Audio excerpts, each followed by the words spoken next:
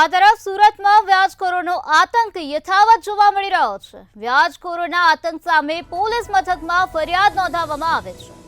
સુરતથી આ મહત્વપૂર્ણ સમાચાર સામે આવ્યા, જ્યાં કારખાનેદાર સામે વ્યાજખોરોની 2 ફરિયાદ નોંધાવવામાં આવી।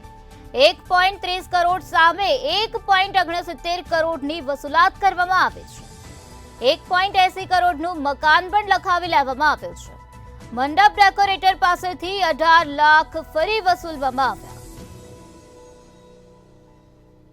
મંડપ ડેકોરેટર પાસેથી 50 લાખની માંગણી કરવામાં આવી છે। પીપલોદના વિમલ દ્વારા 1.30 કરોડ વ્યાજે લાવવામાં આવ્યા હતા। 18 લાખની રકમ ચૂકવ્યા બાદ 50 લાખની માંગણી કરવામાં આવી। 50 લાખની માંગણી કરીને ધમકી આપવામાં આવતી હતી, ત્યારે ચોક પોલીસે આ સમગ્ર મામલે ગુનો નોંધ્યો છે અને વધુ તપાસ હાથ ધરવામાં આવી છે। ત્યારે આ જ મુદ્દે વધુ માહિતી આપવા માટે આપણી સાથે સંવાદદાતા રાબિયા સાલે જોડાઈ ગયા છે। જી રાબિયા, સુરતમાં વ્યાજખોરોનો આતંક દિવસે ને દિવસે વધી રહ્યો છે, ત્યારે પોલીસ મથકમાં આ બાબતે ફરિયાદ નોંધાવવામાં આવે છે। શું છે આ સમગ્ર મામલો?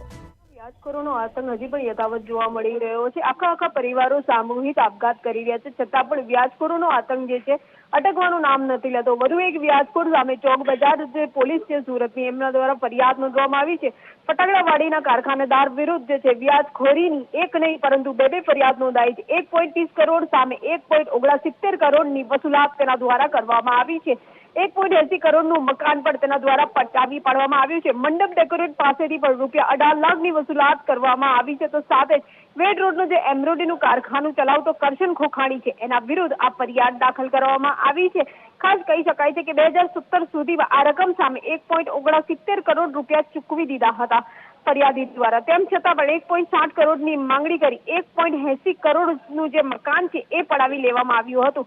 વાહન દલાલ ચોક બજાર પોલીસ સ્ટેશન અંતે ફરિયાદ આપવા ગયો હતો, જેથી કહી શકાય કે હરિભાઈ દ્વારા જે ફરિયાદ આપવામાં આવી તેને લઈને આરોપી વિરુદ્ધ વ્યાજખોરીની ગુનો નોંધીને વધુ તપાસ હાલ પોલીસ દ્વારા હાથ ધરવામાં આવી રહી છે।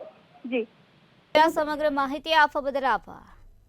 જે રીતે અમારા સંવાદદાતાએ જણાવ્યું કે આ સમગ્ર બાબતે પોલીસ મથકમાં ગુનો નોંધવામાં આવ્યો છે અને પોલીસ દ્વારા આગળની કાયદેસરની કાર્યવાહી હાથ ધરવામાં આવી છે। 1.30 કરોડ સામે 1.69 કરોડની વસૂલાત કરવામાં આવી।